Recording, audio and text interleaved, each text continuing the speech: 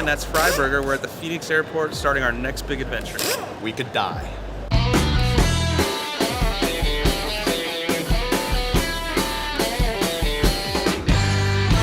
We are suckers for a clean car, and we're gonna fix up this 66 Buick and drive it home before Mother's Day.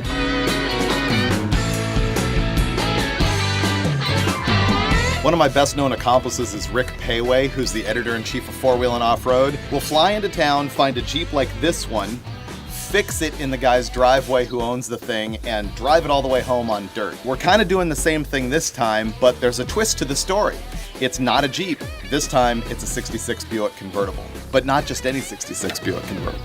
This Buick has been sitting in Payway's backyard since 1978. His mom bought it when it was a couple years old. Her and the rest of the family drove the thing until the forward gears and the trans went out.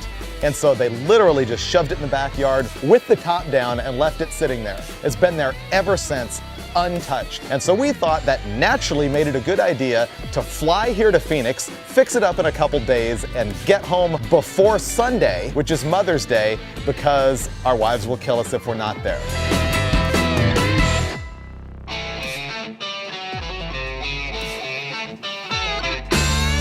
All the upholstery is 100% gone just from sitting in Arizona. It's like nobody removed that, it just vaporized. This thing is actually a Buick Special and not a Skylark.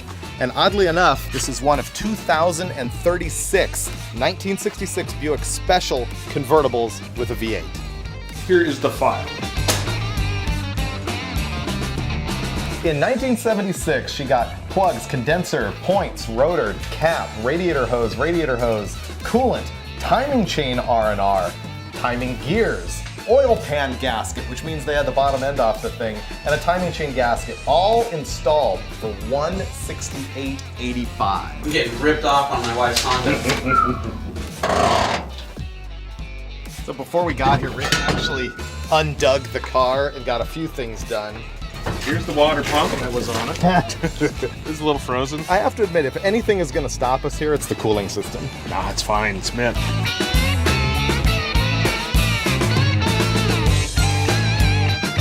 Oh, this is good.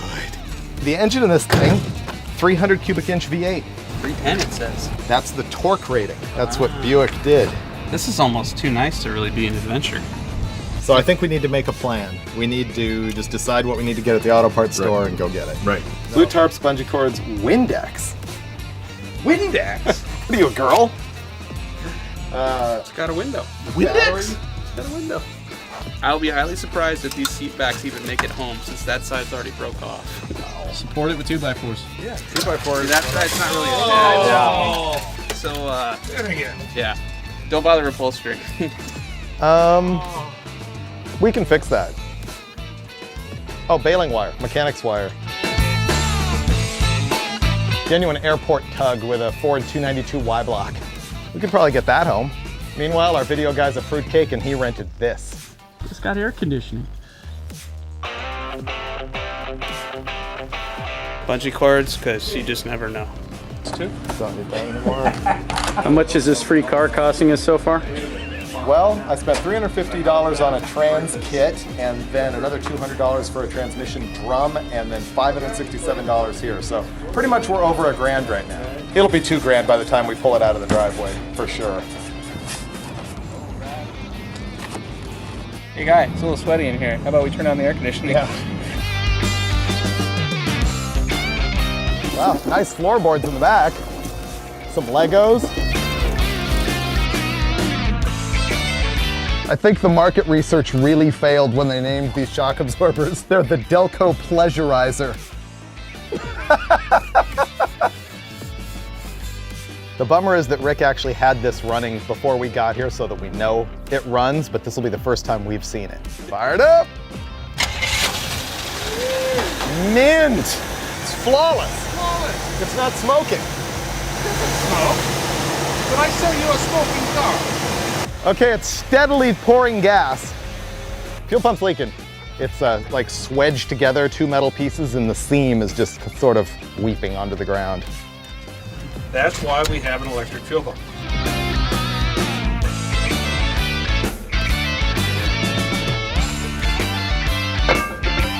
They're mint. The brakes are literally like new.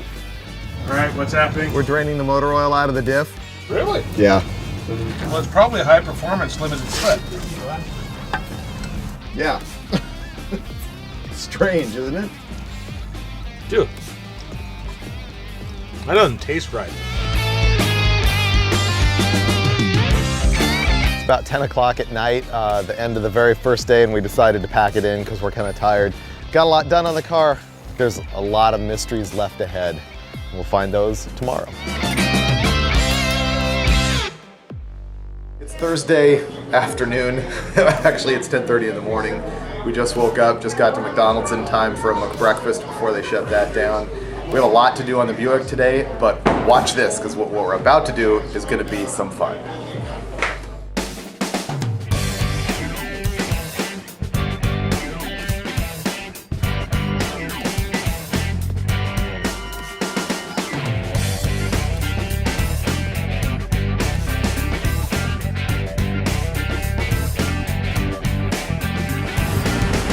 Perfect.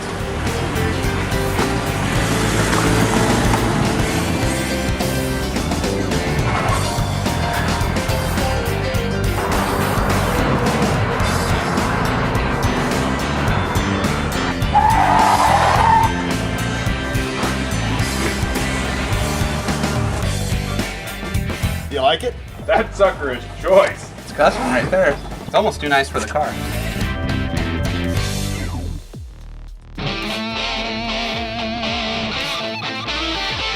Taking apart the brakes, and I'm pulling the inner wheel bearing like that by using the nut. My side's looking pretty good. Finnegan apparently ungood. I wiped all the rust out of it after I took the dust cap off and found that. She is not good.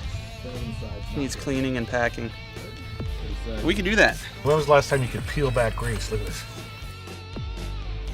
Genuine made in USA bearing. You don't see that anymore. Made in USA, not USA, China.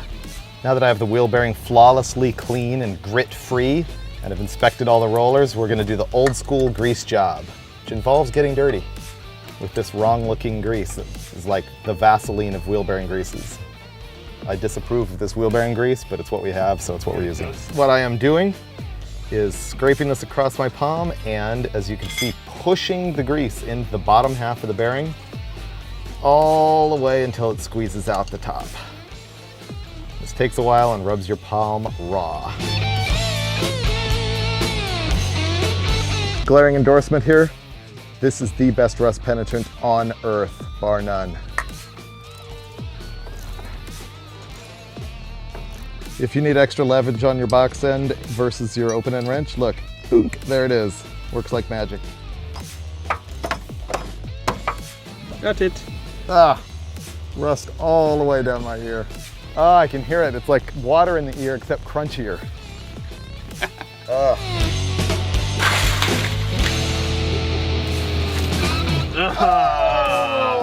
This payway had a lead foot. Look at that. Oh yeah. Oh. Fail. I vacuumed most of the floor out of it. That's one hell of a shop vac. Sucked the whole floor out of the car. You're not good? We couldn't find a rear diff gasket, but Felpro sells this stuff. So you can make your own. I was smart enough to actually order new brake parts from Rebestis before I left. So these were here waiting for us. It's perfect. Good. You're gonna have to adjust the rod, of course, but I would say it's gonna be bolt in. All right. Not a problem. Nice.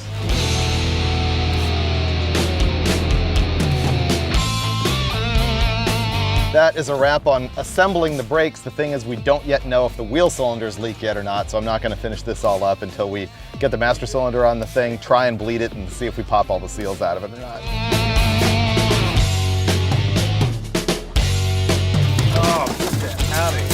Slinky! We opened up the glove box and found treasures. Look, this is the folding top thing, but inside I found the paperwork from the original owner before Rick's mom. looking for the floor? Stop sign. Yes.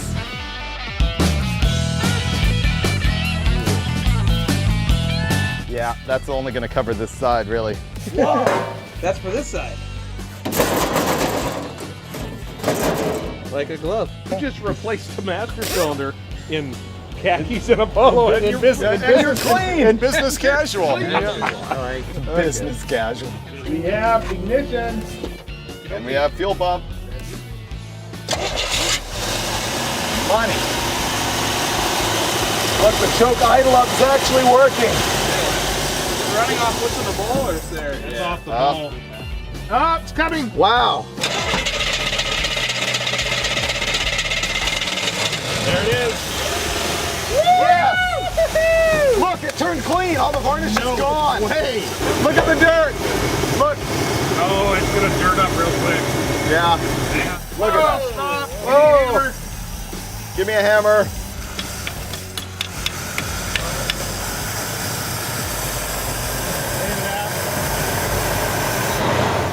sounds funky. Boy, that was close. Woo! That was close. Woo! Good thing we know what we're doing there. The needle and seat stuck and it started to overflow the float bowl, at which point most people would panic and have a fire, but we knew what to do, which was to hit it with the jack handle. Did you notice the well-orchestrated coordination? Because Rick and I have been here before. See, I went straight to keeping it running while the gas was guzzling down the carburetor, and he went straight for the implement of bashing, like a well-oiled machine. What we did is basically get the brakes working. They self-bled. We didn't even have to open a single bleeder screw. And we vacuumed the floor out of the car, and we got fluid in our new transmission. We got it running. We got fluid in the rear end. It's virtually restored. We'll see if we can drive it tomorrow. Starting our Friday on the tool hunt.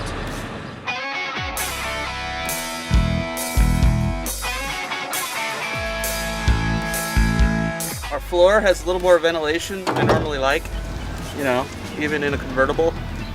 So, $20 grinder from Harbor Freight with a cutoff wheel, cut all the rust out, and then we're gonna bend up a not stolen stop sign to fit the floor. We'll tech screw it in, dialed.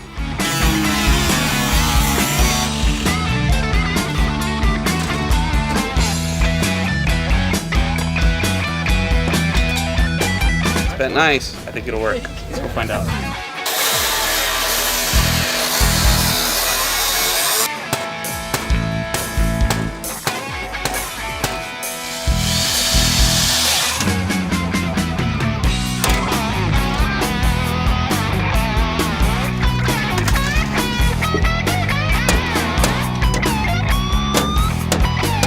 Last thing there on the floor, just taking a picture for the magazine.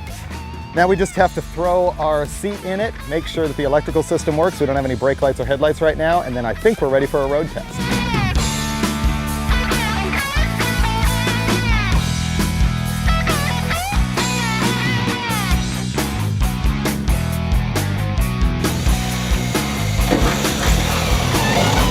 Video guy Clint had a brilliant idea to repurpose this piece of railroad sign as a rust brace under here. Ah, yes, bolts right up. Oh, yeah! Look at the action on that baby. Got to put on the hubcaps. Looks ghetto without them. Ignition, clear. Got it. Here we go! Just slam on the brake. It moves! It moves! Yes! I feel safe in this. This is Where'd the good. gas pedal go? Oh, there it is. There's no pedal. Well, sweet! Oh, man, this is good. Ooh, it handles good too. Oh, it is so deluxe. Is there air in that Jumping on car? brakes. Hang on, everybody ready? Yep. Oh, man, this is better than 90% of my cars. Moves out.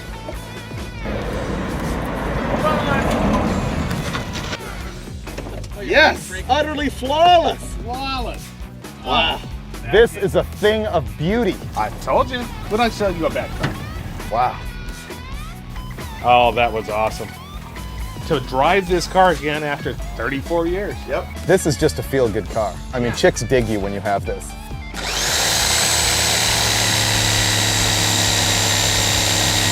butter.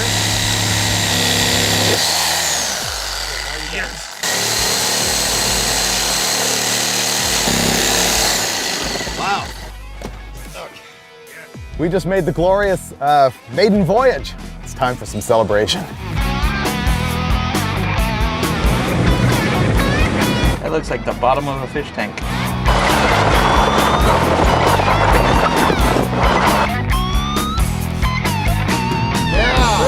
Yeah!